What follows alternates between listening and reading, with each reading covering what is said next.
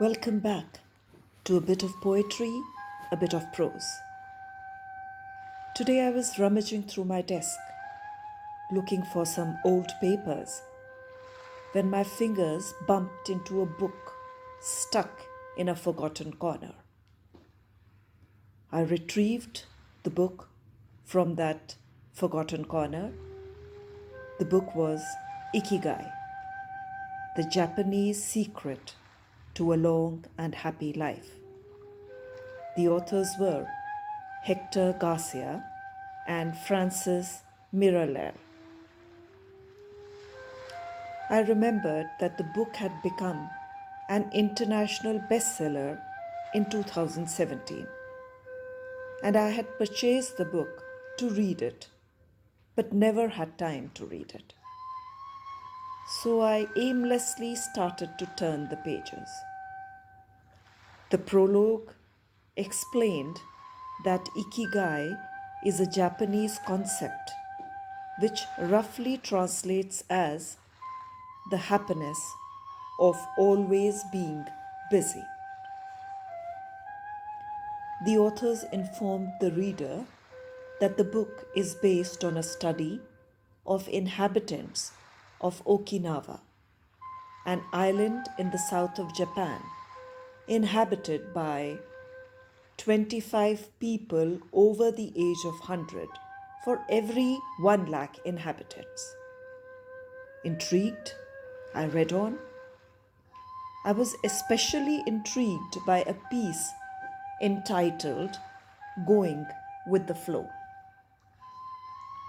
And I thought I would read this piece out for all of you today.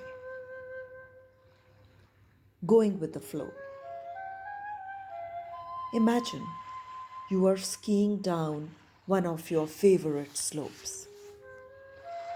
Powdery snow flies up on both sides of you like white sand. Conditions are perfect. You are entirely focused on skiing as well as you can.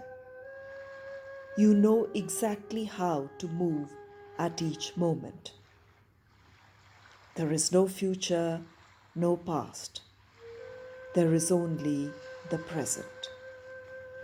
You feel the snow, your skis, your body, and your consciousness united as a single entity. You are completely immersed in the experience, not thinking about or distracted by anything else.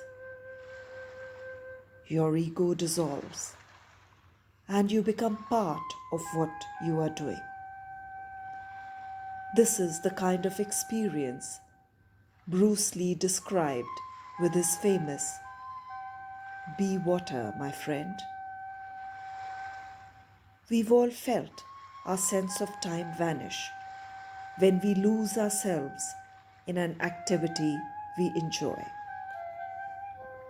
We start cooking, and before we know it, several hours have passed. We spend an afternoon with a book and forget about the world going by until we notice the sunset and realize we haven't eaten dinner. We go surfing and don't realize how many hours we have spent in the water until the next day when our muscles ache. The opposite can also happen. When we have to complete a task we don't want to do, every minute feels like a lifetime. And we can't stop looking at our watch. As the quip attributed to Einstein goes, put your hand in a hot stove for a minute and it seems like an hour. Sit with a pretty girl for an hour and it seems like a minute. That is relativity. The funny thing is that someone else might really enjoy the same task, but we want to finish it as quickly as possible.